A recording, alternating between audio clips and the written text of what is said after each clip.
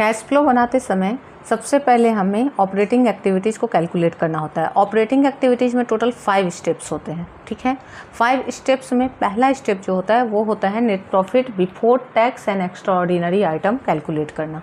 उसको कैलकुलेट करने का तरीका क्या है कि सरप्लस जो कि बैलेंस होता है स्टेटमेंट ऑफ पीएल का, मतलब closing balance minus opening balance करके निकालते हैं। मान लीजिए पिछले साल का प्रॉफिट 5 लाख है और इस साल का प्रॉफिट 7 लाख है, तो सरप्लस क्या हुआ 2 लाख, तो यहाँ 2 लाख आ जाता है। उसमें ऐड करने के लिए हमारे पास टोटल 5 आइटम होता है। एक है प्रपोज डिविडेंड जो कि प्रीवियस ईयर का लेते हैं। प्रीवियस ईयर का प्रपोज डिविडेंड इसलिए लेते हैं कि प्रीवियस ईयर का प्रपोज डिविडेंड ही इस साल फाइनल डिविडेंड बनता है।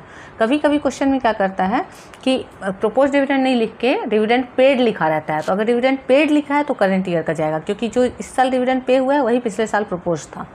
तो अगर प्रपोज डिविडेंड लिखा है तो प्रीवियस ईयर ही लिखाएगा, इसको ध्यान देना है। इसके बाद इंटरिम डिविडेंड करंट ईयर का जाएगा। ट्रांसफ़र टू रिजर्व, अगर रिजर्व में कुछ ट्रांसफ़र हुआ है। Provision for tax current year का जाएगा, और एक्स्ट्रा ऑर्डिनरी जो भी एक्सपेंस होगा वो आएगा, ठीक है। ये 5 ही आइटम ऐड का होता है। आप अगर 5 आइटम याद कर लोगे तो भी आपका काम बन जाएगा कि 5 आइटम ऐड का होता है। 2 आइटम लेस का होता है, रिफंड ऑफ टैक्स और एक्स्ट्रा ऑर्डिनरी इनकम। इतना कैलकुलेट करने से net profit before tax and extraordinary income मिल जाता है। इसके पीछे यही रीज़न है कि जो नेट प्रॉफिट कैलकुलेट हुआ है उसमें ये सारे आइटम जो माइनस किए गए हैं, जो कि नॉन कैश नॉन ऑपरेटिंग से रिलेटेड होते हैं, उनको वापस ऐड बैक किया जाता है।